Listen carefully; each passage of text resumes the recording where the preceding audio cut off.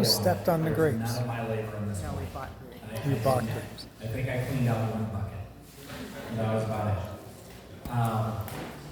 So that was nice to have to walk them through the process of being able to make their wine, hand label all the bottles.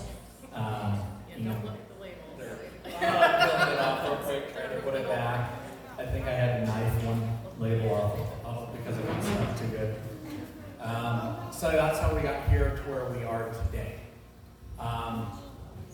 Again, my goal is to, with this facility we have, the outdoor venue in this, is to get this up to about 100 venues per year within the next 2 or 3 years. My ultimate goal in the future is I want to move the wine cellar from the garage, build a whole separate building down next to the winery where we cleared all those trees, and have a cellar winery with an event space on top, a separate chapel, and then some rooms where people can stay and rent out and have it be a very large facility. I'm still arguing in my head what style I want to do. I'm thinking kind of keep it the Victorian style, but do more of a estate castle style. So again, I'm playing with it, I'm designing it in my head. Once I see a picture online of something I really like that I can modify it, that's what I'll probably do. If anybody has any questions, there's a mic flip around. Raise your hand. We still have a surround porch on the house. Patricia got our surround porch, and that's the whole reason I bought this house. Because he hated Victorian. I saw it, and I was just like, this is what Patricia's wants. We gotta get it. Any other questions? Are you still planning on like building a kitchen? We will, yes. So we want to have a full kitchen on site. We'll probably go right outside that door on that side. We have to put in a commercial septic system. That's about $40,000. And it's got to have 2 chambers. It's got to be all those things. But when we do that, we'll actually tie the house into it also. And I want to make it big enough to where we can tie the main building that I built down there into it also. But that's like $40,000 in today's dollars. We probably won't get to it for 2 or 3 years. Any other questions? Some down. Long-range plans? We talked about the second building down below, and having a second venue down above. So we have 2 venues going at once.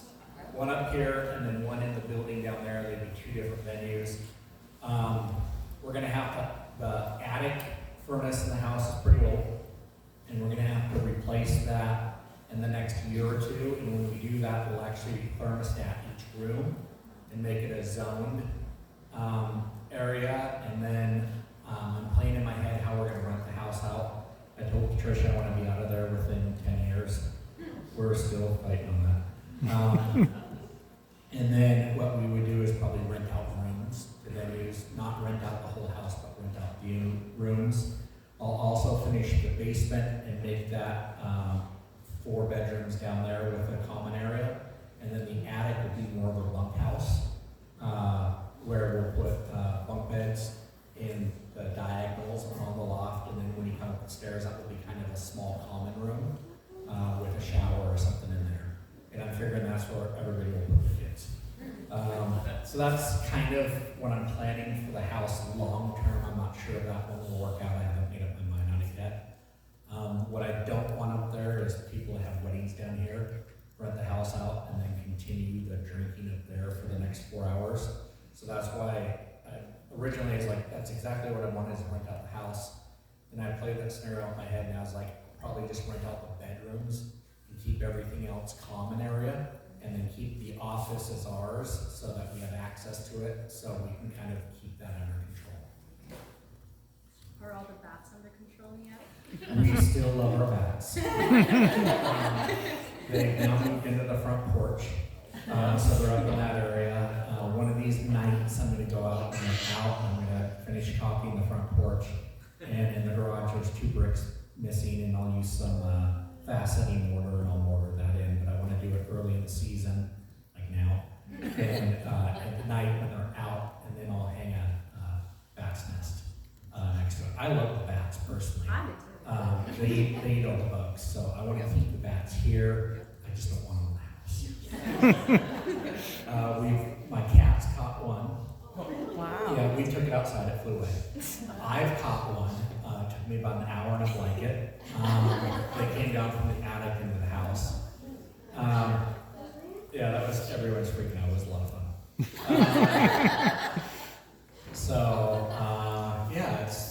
Yeah, we love each other. Build up there, that's their house. I will, but let's see what else.